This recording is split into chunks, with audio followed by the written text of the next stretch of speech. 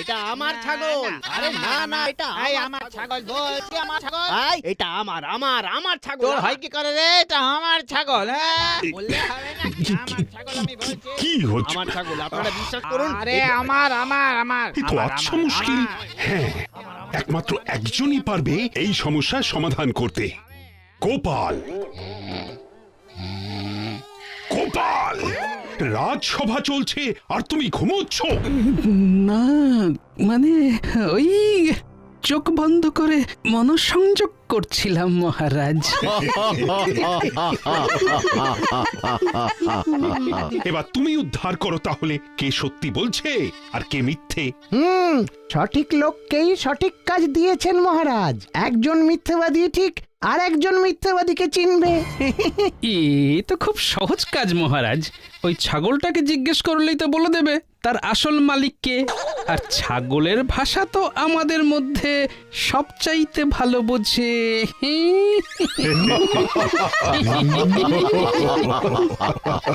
কি গোপাল আমাকে অপমান করলো মহারাজ, আপনি এর বিচার করুন। তা শুরুটা কে করেছে শুনি? আগে এদের বিচার করি, তারপর তোমাদেরটা দেখব। যত সব। সমাধান পেয়ে গেছি মহারাজ। ওই ওই ছাগলটাকে ঠিক মাঝ বরাবর দুভাগে কেটে কানাইয়ার বলাইকে দিয়ে দিন, ব্যাস তাহলেই ঝামেলা শেষ। সে কি ও কারণে পশু হত্যা? না না না না না না না না, না। এবার কি বিনা যুদ্ধে হবে রক্তপাত? গোপাল নয়, এর পিছনে গোপালের হাত। না না না, তোমার এই সমাধান আমাদের পছন্দ হয়নি গোপাল। আর কি কোনো উপায় নেই? না সেনাপতি, এটাই একমাত্র রাস্তা। কেউ না পারলে আমাকে দিন। আমি ঠিক মাঝ বরাবর দুভাগ করে দেব। না না না না না, ওকে রক্ষা করো। এই ছাগল কানাইয়ের কাছেই যাক, আমার চাই না, চাই না। যাক, অবশেষে ঘুরিয়ে ফিরিয়ে হলেও দাদা সত্যিটা স্বীকার করলো। এটাই তো চাইছিলাম। সাবাস সাবাস গোপাল, তাহলে প্রমাণ হয়ে গেল এই ছাগল আসলে কানাইয়ের। আগে না মহারাজ, এই ছাগল বলাইয়ের।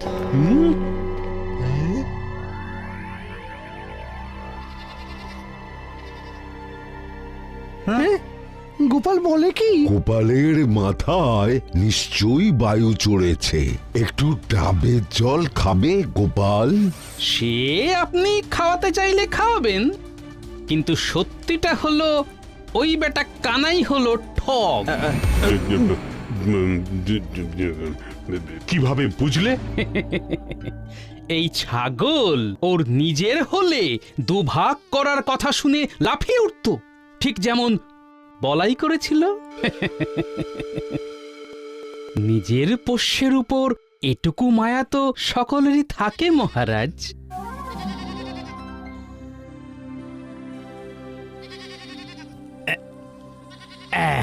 সাবাস সাবাস, এইভাবে তো ভেবে দেখিনি। এই জন্যই তো তুমি গোপাল ভাঁড়, আমার রাজসভার সবচেয়ে মূল্যবান রত্ন। আমি কিন্তু তোমার উপস্থিত বুদ্ধির ওপর ক্রমেই নির্ভরশীল হয়ে পড়ছি গোপাল। জয় মহারাজের জয়, জয় গোপালের জয়। চা চা।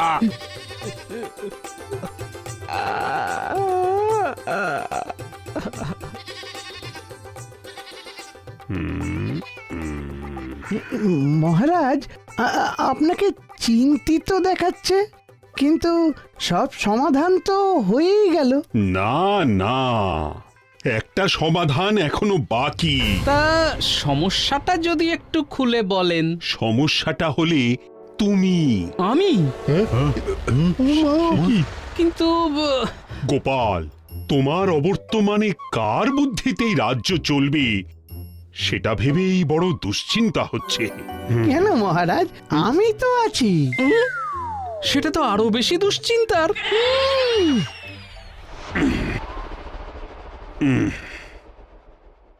আমার গোপালের মতন আরো একজন পরামর্শদাতা চাই। গোপালের অবর্তমানে যার উপস্থিত বুদ্ধির ওপর আমি চোখ বন্ধ করে ভরসা করতে পারবো। কে হবে এই রাজসভার দ্বিতীয় পরামর্শদাতা সেটা আমি ঠিক করব আগামীকাল।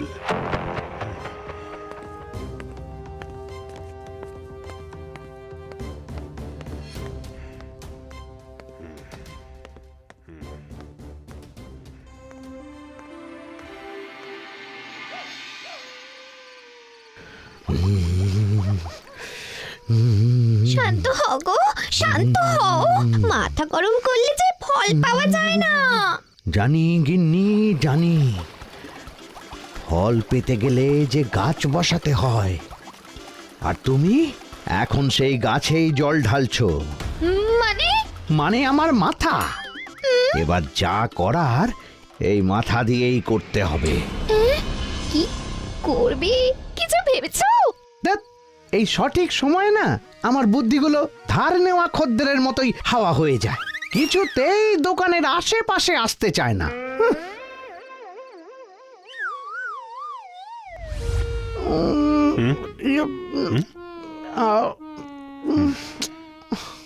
কি হলো মন্ত্রী, বলো। দ্বিতীয় পরামর্শদাতার মধ্যে কোন তিনটি গুণ থাকা আবশ্যক? মানে তাকে সত্যবাদী হতে হবে, আর সৎ হতে হবে, আর আর মুখে আঙুল দিয়ে চুপ করে দাঁড়িয়ে থাকতে হবে। তোমাকে বললাম মন্ত্রী, চুপটি করে দাঁড়াও, তোমার দ্বারা হবে না।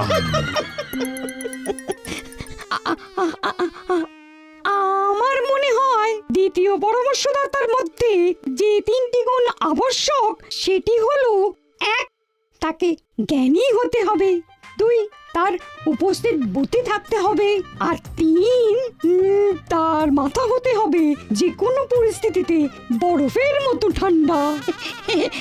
আমার মনে হয় এই তিনটে গুণই আমার মধ্যে বিদ্যমান মহারাজ।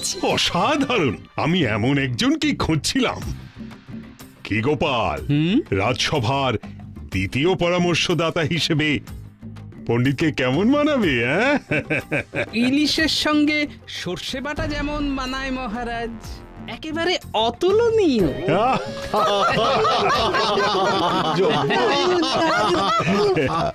রাজপণ্ডিত, আজ থেকে আমি তোমাকে কৃষ্ণনগর রাজ্যের দ্বিতীয় পরামর্শদাতা হিসেবে। কে কে কে ওখানে? পাখি এতক্ষণে উড়ে গেছে সেনাপতি, খুঁজে লাভ নেই। তাও একটিবার গিয়ে দেখলে হতো না? কার এত বড় সাহস? যেটা দেখার সেটার দিকে দেখছি, কেউ দেখছেই না।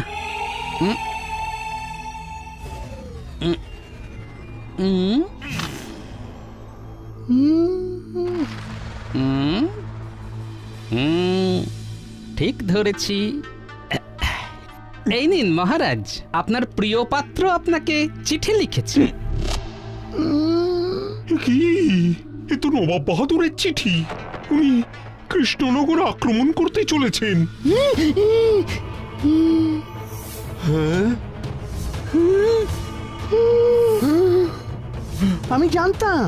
আমি জানতাম এরকমই কিছু একটা হতে চলেছে। কদিন ধরেই আমার মনটা কেমন কু ডাকছিল। কু কু। আপনি কি কোকিল মন্ত্রী মশাই? আমি কোকিল হলে তুমি একটা কাক। এবার ডিমটা বাসায় নয়, তোমার মাথায় ফাটাবো গোপাল। বিপদ আসে না বলে কাউকে সে জানায় না, এমন সময় ভাঁড়ামো একদম মানায় না। এখন তাহলে কি করণীয়? এক্ষুনি সেনাপতিকে হুকুম করুন মহারাজ, রাজ্যের সীমানা সৈন্য দিয়ে ঘিরে ফেলতে হবে। ঠিক ঠিক। আমার মনে হয় এখন মাথা ঠান্ডা করে সিদ্ধান্ত নেওয়া প্রয়োজন। তাহলে কি করব? মাথায় জল ঢেলে বসে থাকবো? মহারাজ এক্ষুনি চলুন মুর্শিদাবাদ আক্রমণ করতে। ওই নবাব বাহাদুরকে বুঝিয়ে দিতে হবে যে কত চালে কত ধান। উত্তেজনার বশে যে সামান্য প্রবাদ বাক্যটাই উল্টে দেয়, তার পরিকল্পনায় চললে এই সিংহাসনটাই উল্টে যাবে মহারাজ। গোপাল আর পণ্ডিত ঠিক বলছে। আমাদের মাথা ঠান্ডা করে সিদ্ধান্ত নিতে হবে।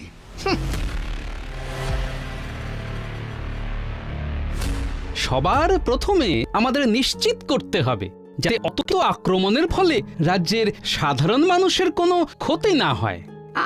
আমিও ঠিক এটাই ভাবছিলাম গোপাল। আমাদের পরিকল্পনা করে এই যুদ্ধ রাজ্যের বাইরে নিয়ে যেতে হবে। আর এমন ভাবে নিয়ে যেতে হবে যাতে নবাব বাহাদুরের কোনো সন্দেহ না হয়। ঠিক, আসল যুদ্ধের আগে আমাদের স্নায়ু যুদ্ধে জিততে হবে। নবাবের আত্মবিশ্বাসে আঘাত। ঠিক, একমাত্র একটি রাস্তাই বাকি আছে পণ্ডিত মশাই। মহারাজ, এবার আমি যেমন যেমন বলবো ঠিক তেমন ভাবে একটি পত্র লিখে পাঠিয়ে দিন নবাব বাহাদুরের কাছে। তারপর অপেক্ষা নবাব বাহাদুরের পাল্টা চিঠির। আমি বরং ততক্ষণ ওই বাড়ি গিয়ে পান্তা খেয়ে একটু আরামের ঘুম ঘুমিয়ে নিই। বাবা, বাইরে যা গরম! বাবারে বাবা, বাবা।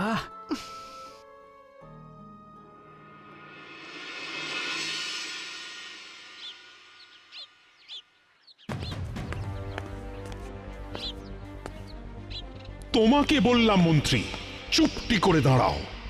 তোমার দ্বারা হবে না।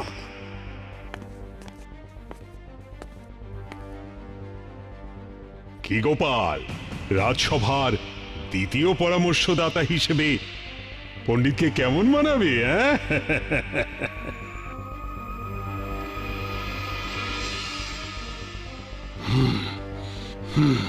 আমাদের এই যুদ্ধে জিততেই হবে।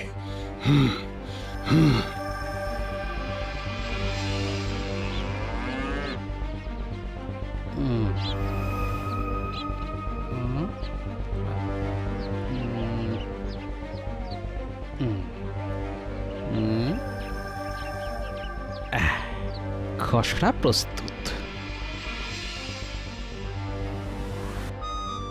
কাল এই পত্র নবাব বাহাদুর পাওয়ার পর কি যে হবে।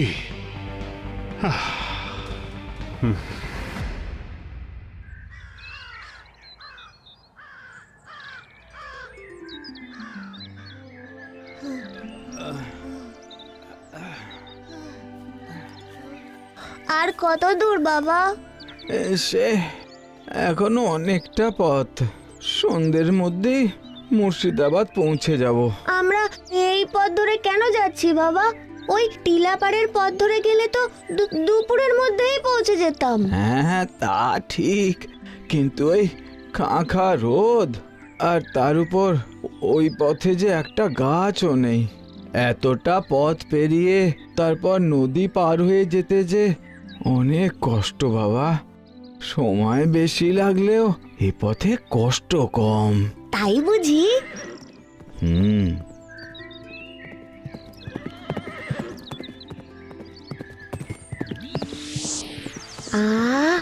কি আরাম!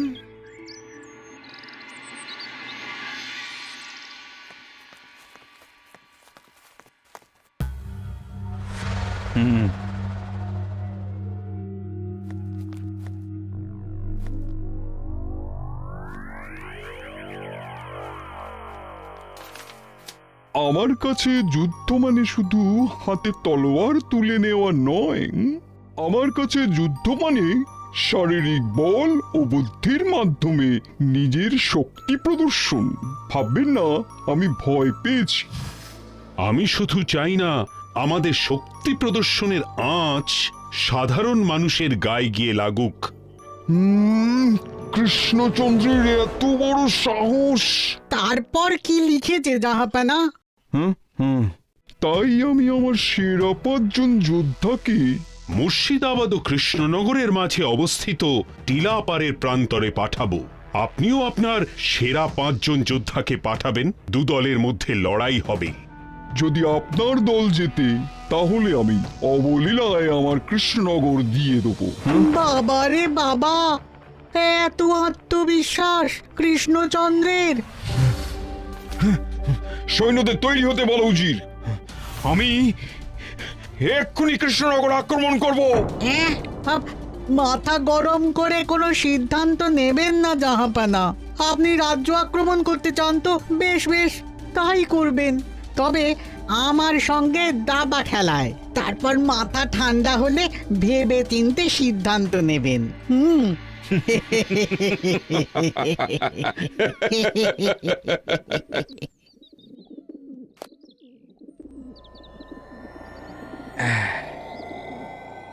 এবার আর তোমার রাজাকে বাঁচাতে পারবে না।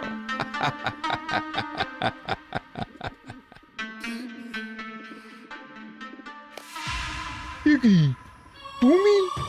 প্রত্যেকবার এই গোপাল ভাঁড়ের বুদ্ধিতেই মহারাজ কৃষ্ণচন্দ্র এইভাবেই আপনার হাত থেকে ফসকে যায়, কিন্তু এইবারে আর সেটা হবে না।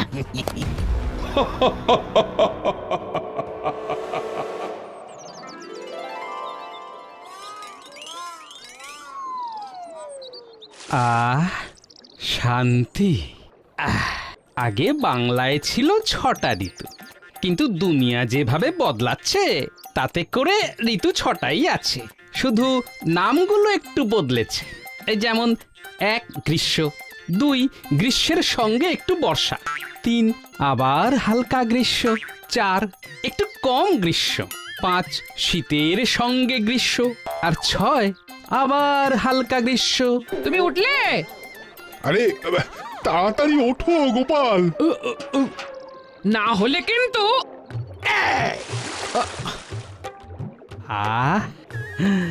উপরেও জল, নিচেও জল, চারিদিকে শুধু জল থই থই আর জল থই থই, জল থই থই, জল থই থই। আরে তাও তো উঠলো না। দেখাচ্ছি। ডুবে গেলাম রে, ডুবে গেলাম। ওই এইবার উঠেছে। হ্যাঁ, তোমরা? তাড়াতাড়ি চলো গোপাল, নবাব বাহাদুরের উত্তর এসেছে। পণ্ডিত তো আগেই রাজসভায় পৌঁছে গেছে। মহারাজ তোমার জন্য অপেক্ষা করছেন। কি সুন্দর গলা পর্যন্ত জলে ডুবেছিলাম। এই নবাব বাহাদুরের জ্বালায় শান্তিতে একটু স্বপ্নও দেখতে পারবো না দেখছি।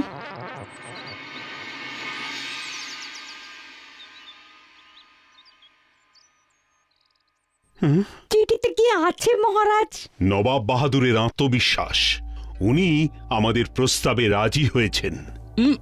বাবা বা মহারাজ, এ তো ভালো খবর। মাছ তার মানে টোপ গিলেছে।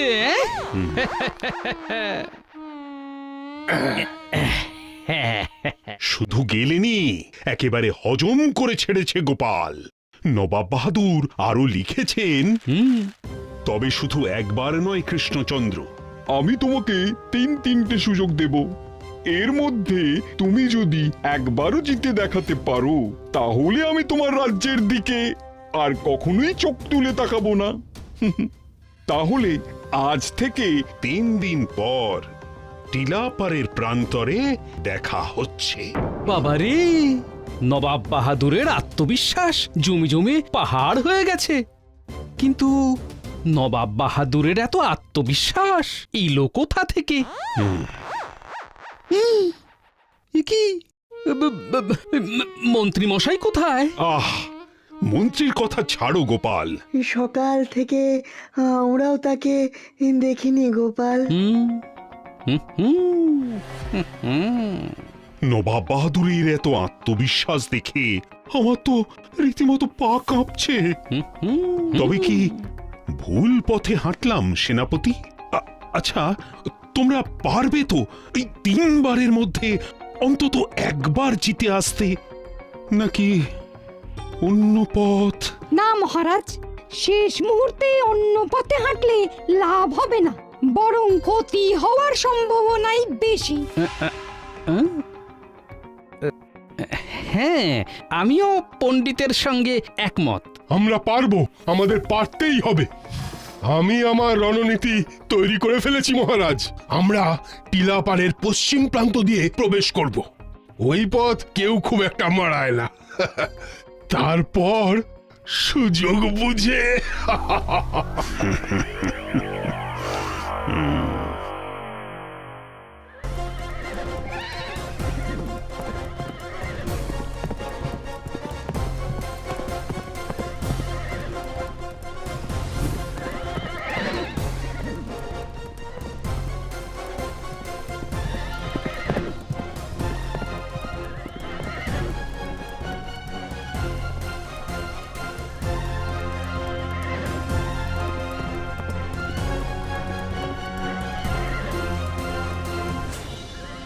আমরা সঠিক পথ দিয়ে টিলাপাড়ে ঢুকে পড়েছি। আমাদের রণনীতি সবার মনে আছে তো? আছে আছে বেশ, তুমি পূর্ব দিক থেকে, তুমি পশ্চিম, তুমি উত্তর, আর তুমি দক্ষিণ দিক থেকে আক্রমণ করবে, আর আমি থাকবো মাঝখানে। বুঝেছো? হ্যাঁ বুঝেছি।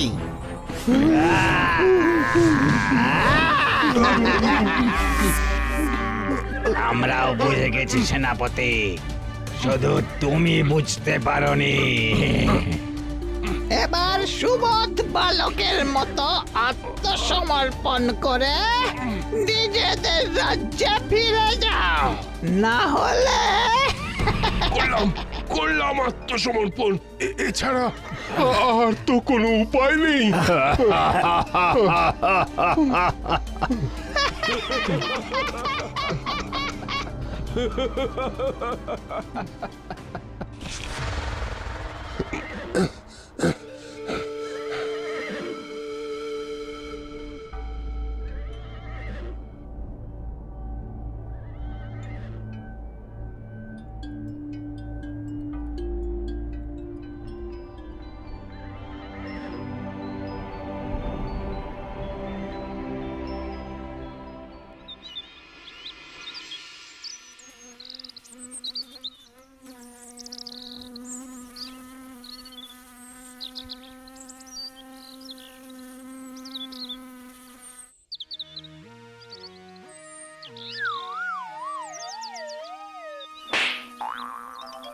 বাবা গো, উফ, ভাবলাম গাছের ছায়ায় নিরিবিলিতে বসে একটু ধ্যান করি, মনঃসংযোগ ঘটানোর চেষ্টা করব, যাতে গোপালের বিরুদ্ধে আমার বুদ্ধিটা একটু খোলে।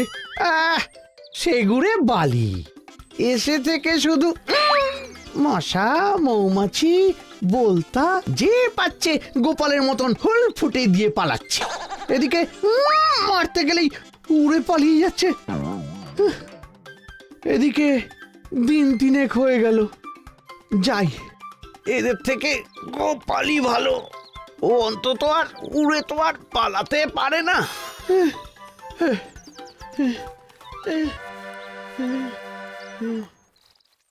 ছি ছি ছি ছি, এভাবে মাথা নত করে ফিরে এলে সেনাপতি? মহারাজ, আমার মনে হয় আমাদের সাথে ছলনা হয়েছে। বেশ হয়েছে, এটা তো হওয়ারই ছিল।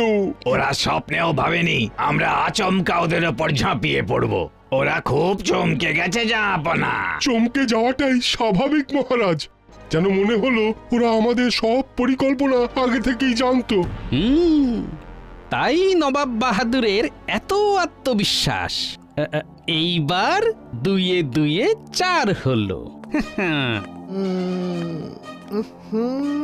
4 নয়, সবার মুখ তো দেখছি বাংলার 5-এর মতো হয়ে আছে মহারাজ।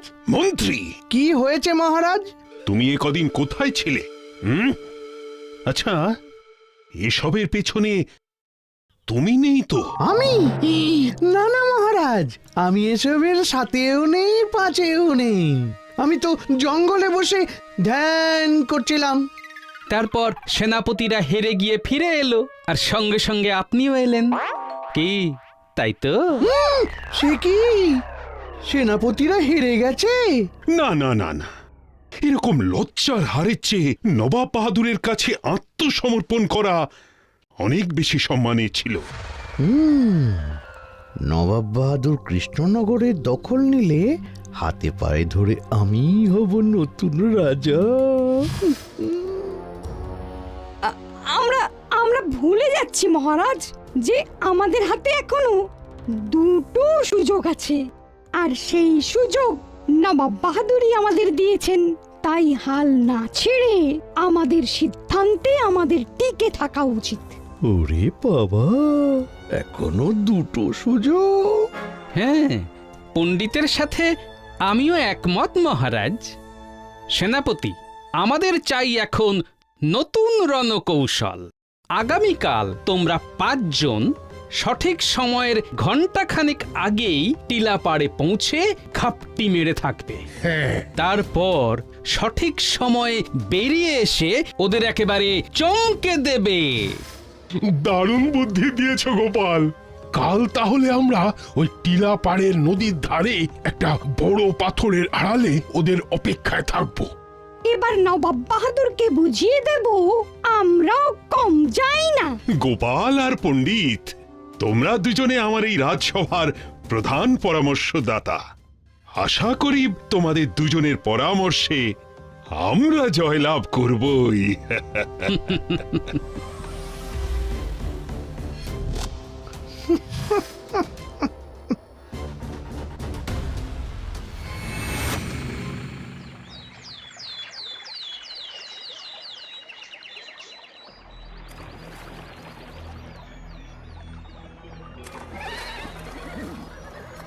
ওরা এসে না পৌঁছানো পর্যন্ত এখানেই ঘাপটি মেরে থাকবো আমরা। আর শিকারের জন্য অপেক্ষা করব বাঘের মতন। এবার আর কোনো ভুল হবে না। ভুল তো হয়েই গেছে সেনাপতি। সে কি? কে কে কে?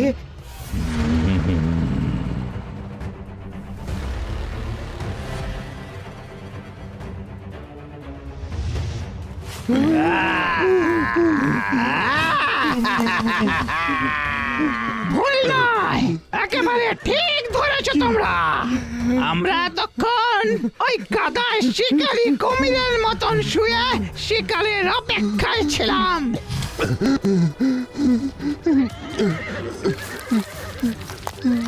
এবার বলো, দ্বিতীয়বারের মতন আত্মসমর্পণ করবে নাকি এই নদীর জলে তোমাদের ঘোড়া সমেত কেটে ভাসিয়ে দেব?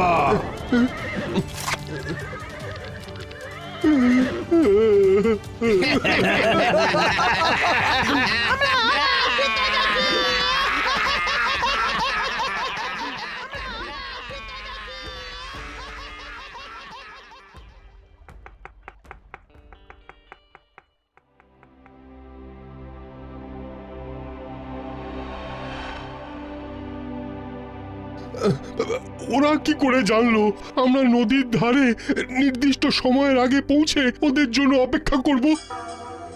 আমি নিশ্চিত মহারাজ, এই রাজসভার ভেতরের খবর কেউ নবাব বাহাদুরের কানে ঠিক পৌঁছে দিচ্ছে।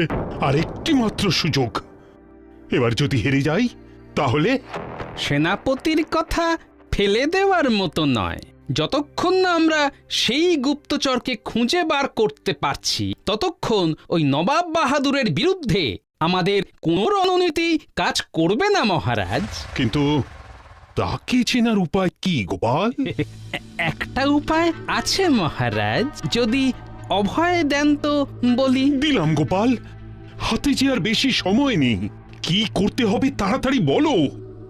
বেশ, মহারাজ বাদে এই রাজসভার বাকি সব সদস্যদের অর্ধনগ্ন অবস্থায় আমার সামনে এসে দাঁড়াতে হবে। তাহলেই আমি সেই গুপ্তচরকে ঠিক চিনে নেব মহারাজ। কি আমরা অর্ধনগ্ন অবস্থায় দাঁড়াবো? এসব কি হচ্ছে মহারাজ? না না গোপাল, এতে সবার সম্মানে আঘাত করা হবে। সেটা কি ঠিক হবে? দেখেছেন মহারাজ, দেখেছেন? দিন দিন গোপালের ভাড়ামো বেড়েই চলেছে। গোপাল, যা বলছো ভেবে বলছো তো? আমার উপর একটু বিশ্বাস রাখুন মহারাজ। আর তো কোনো উপায়ও দেখছি না। বেশ, আমি সবাইকে অনুরোধ করছি গোপালের সঙ্গে একটু সহযোগিতা করার জন্য। এতে আখেরে আমাদেরই লাভ।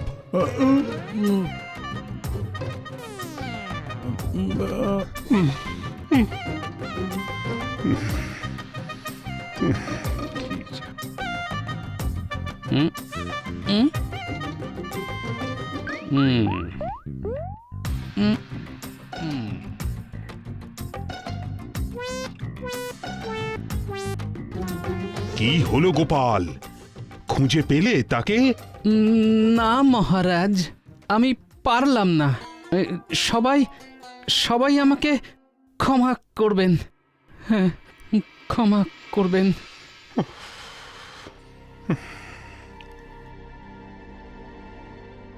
মাছের টোপ দিয়ে পাখি ধরা যায় না গোপাল। তুমি ইচ্ছে করে আমাদের অসম্মান করলে। এ আর নতুন কি? গোপাল প্রত্যেক দিন আমাদের নিয়ে রসিকতা করে, আর মহারাজ তো গোপালকে কিছুই বলেন না। এই রাজসভার তৃতীয় পরামর্শদাতা হিসেবে বলছি, এই রসিকতার উচিত শাস্তি হওয়া উচিত মহারাজ। তাছাড়া গোপালের দেখানো রাস্তায় হেঁটেও তো আমরা দুবার হেরে গেলাম। আমার কথা শুনে চললে এরকমটা হতো না মহারাজ। গোপাল, দূর হয়ে যাও আমার চোখের সামনে থেকে। এই রাজসভায় আমি আর তোমায় দেখতে চাই না। এই তো ফুঁ দিতে আগুন জ্বলে উঠেছে। এবার আমি আর গোপালের বুদ্ধিতে চলবো না। আমি পণ্ডিতকে এই রাজসভার প্রধান পরামর্শদাতা হিসেবে নিযুক্ত করলাম, আর গোপালকে এই রাজসভা থেকে বহিষ্কার করলাম। হ্যাঁ, বেরিয়ে যাও গোপাল, আর দাঁড়িয়ে থেকে লাভ নেই।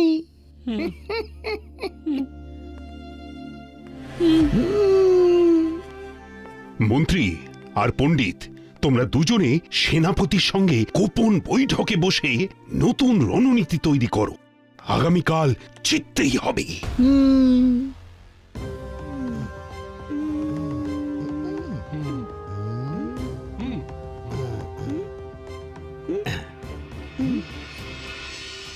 তাহলে এইভাবেই তুমি সদল বলে আক্রমণ করবে সেনাপতি? মনে হচ্ছে আমাদের বুদ্ধি কাজ দেবে। হ্যাঁ,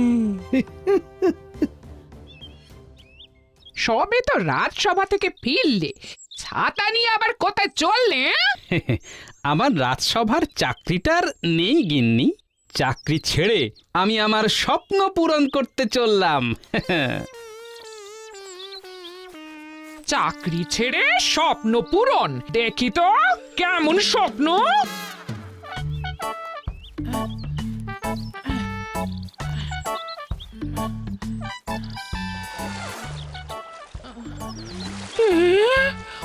ও মা গো, আমার মানুষটা ছাতা নিয়ে জলে নেমে গেল। আহ, কি শান্তি! ও মরণ দশা।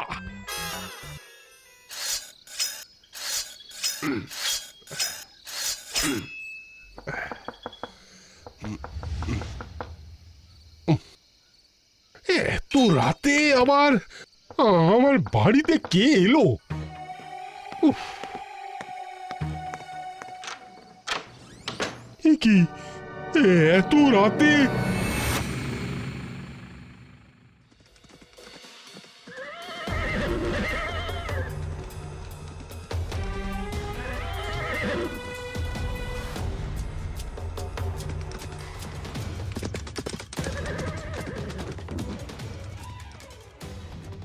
আজ ওদের হারাতে পারলে কৃষ্ণনগর আমাদের হবে।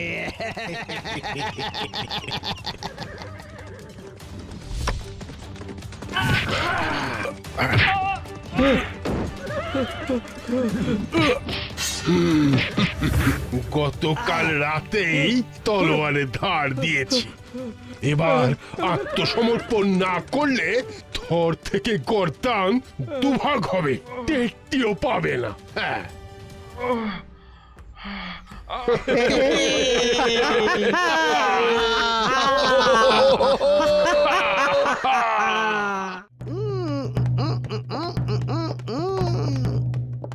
জিতে গেছি, জিতে গেছি, জিতে গেছি, আমরা জিতে গেছি, জিতে গেছি, জিতে গেছি। সাব্বাস সেনাপতি, সাব্বাস। আজ তোমার জন্যই আমাদের এই রাজ্য রক্ষা পেল। আর মহারাজ, আমি শুধু তুমি নও, তোমরা পণ্ডিত আর মন্ত্রী তৈরি করা রণনীতি অনুসরণ করেই সেনাপতি এই জয় ছিনিয়ে এনেছে। না মহারাজ, এটা মিথ্যে কথা। মিথ্যে কথা মানে? মানে মন্ত্রীমশাই আর রাজপণ্ডিত যে রণনীতি তৈরি করে দিয়েছিলেন সেটা আমি অনুসরণ করিনি। আমি অন্য কারোর ঠিক করে দেওয়া রণনীতি অনুসরণ করেছি। সে কে? আমি জানতে চাই। আর কেউ নয়, সে হলো আমাদের... এ কি এত রাতে?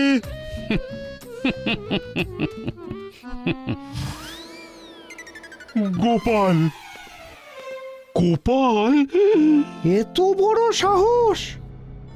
রাজসভা থেকে বহিষ্কার করার পরেও গোপাল কিভাবে রণনীতি তৈরি করে দিতে পারে মহারাজ? এ তো উচিত কথা নয়। গোপাল নিয়ম বিরুদ্ধ কাজ করেছে মহারাজ। গোপাল, তোমার এত বড় আস্পর্ধা! খুশির দিনে এই অধমের উপর রাগ করবেন না মহারাজ। আপনি আমাকে যে শাস্তি দেবেন তা আমি মাথা পেতে নেব। শুধু আমাকে কটা কথা বলতে দিন মহারাজ।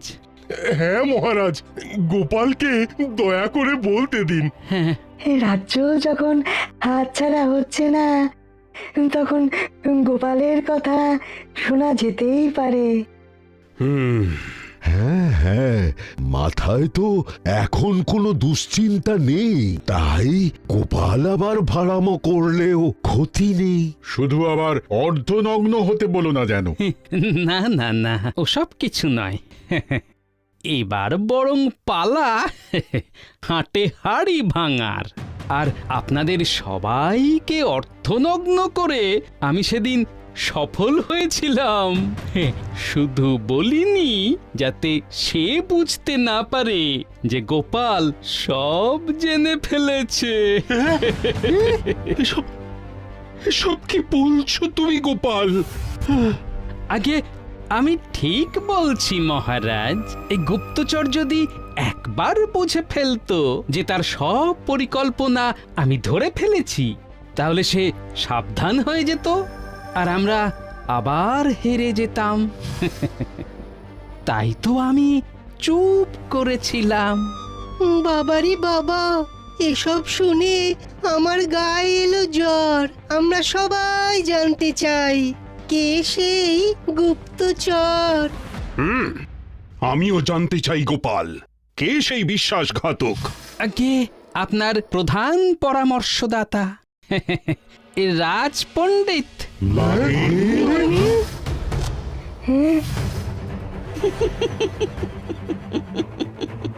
হিংসা মহারাজ, হিংসা। গোপাল কিছুতেই মেনে নিতে পারছে না যে ওর জায়গাটা আমি অর্জন করেছি, তাই তো এসব বলছি। গোপাল, তোমার কাছে কোনো প্রমাণ আছে? আছে মহারাজ, আছে। এই কৃষ্ণনগর থেকে মুর্শিদাবাদ যাবার দুটো রাস্তা আছে। এক গাছের ছায়ায় ঢাকা প্রধান রাস্তা, আর দুই টিলাপাড়ের রুক্ষ দুর্গম রাস্তা। এই প্রধান রাস্তার চেয়ে দুর্গম রাস্তা দিয়ে অনেক তাড়াতাড়ি মুর্শিদাবাদে পৌঁছে যাওয়া যায়। তাই খুব স্বাভাবিকভাবেই কৃষ্ণনগরে থাকা গুপ্তচর ওই রাস্তাটাই ব্যবহার করবে নবাবের কানে খবর পৌঁছে দেওয়ার জন্য। এতে করে কি প্রমাণ হলো গোপাল? এখনো হয়নি, তবে এইবার হবে। মহারাজ, বাইরে চাঁদি ফাটা রোদ, আর এই রোদের মধ্যে ওই গুপ্তচরকে একবার মুর্শিদাবাদ যেতে হচ্ছিল, আবার নবাবের কানে খবর পৌঁছে দিয়ে ফিরে আসতে হচ্ছিল এই রাজ্যে। মহারাজ, গুপ্তচর হলেও সে তো মানুষ। তাই তো রোদের হাত থেকে নিজেকে বাঁচাতে সে নিজের মুখ আর চেহারা ঢেকে দিল সুতির পাতলা চাদরে। খুব স্বাভাবিকভাবেই গোটা মুখটা ঢাকলেও চোখ দুটো তাকে খোলা রাখতে হয়েছিল। সেদিন সবাই যখন আমার সামনে অর্ধনগ্ন অবস্থায় এসে দাঁড়ালেন, তখন কম বেশি সবার হাতে মুখেই রোদে পোড়ার চিহ্ন দেখলেও একমাত্র রাজপণ্ডিতেরই চোখ দুটি আর পেটের নিচের অংশে আমি রোদে পোড়ার চিহ্ন দেখেছিলাম। বিশ্বাস না হলে আপনারা সকলেই দেখুন না। তা পণ্ডিত মশাই, গায়ের চাদরটা যদি একবার একটু সরান।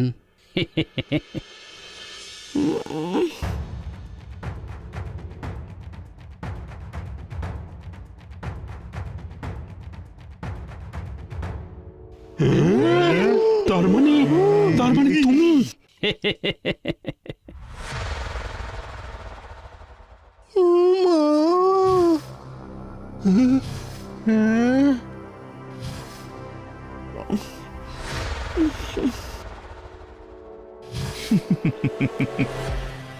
এ কি তুমি? আমি এখন থেকে দ্বিতীয় পরামর্শদাতা হিসেবে মহারাজের খুব কাছের লোক, তাই কৃষ্ণনগরের সব হাঁড়ির খবর আপনাকে জানিয়ে অনেক সাহায্য করতে পারি। এইবার হবে মহারাজ খতম।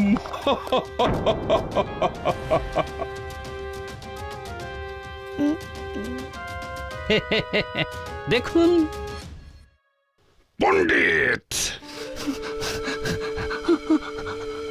আমায় ক্ষমা করে দিন মহারাজ, লোভের বশে ভুল করে ফেলেছি।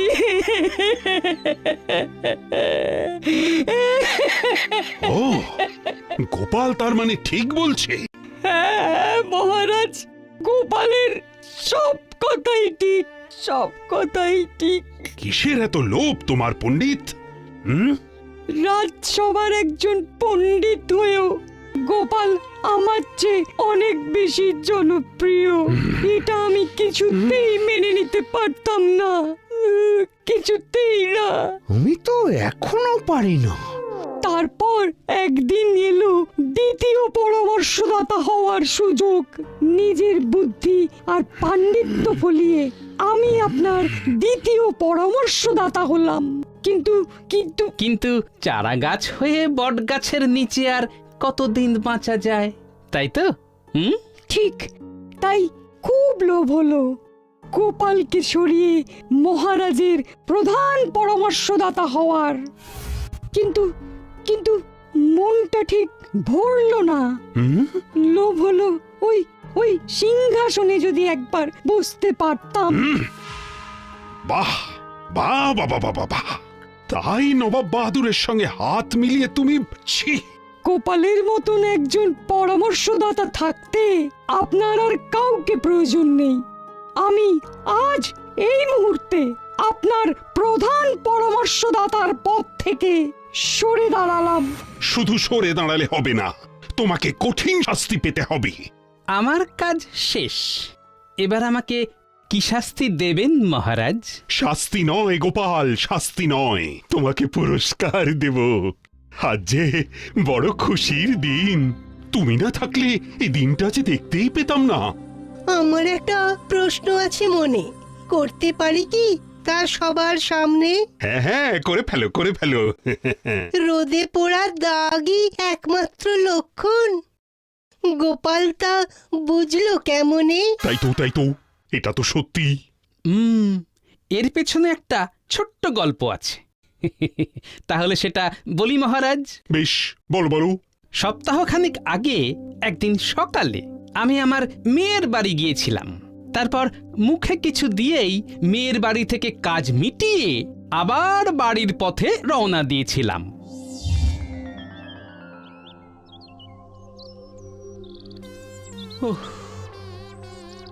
বাবা,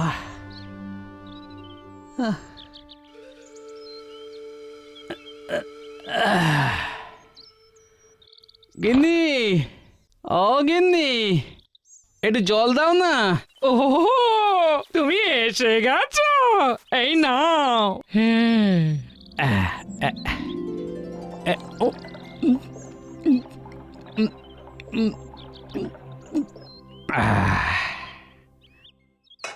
বাবা, গিন্নি, এই ছাতাটা ভাঙার আর সময় পেল না। সে তো তোমার মুখ হাত দেখেই বোঝা যাচ্ছে।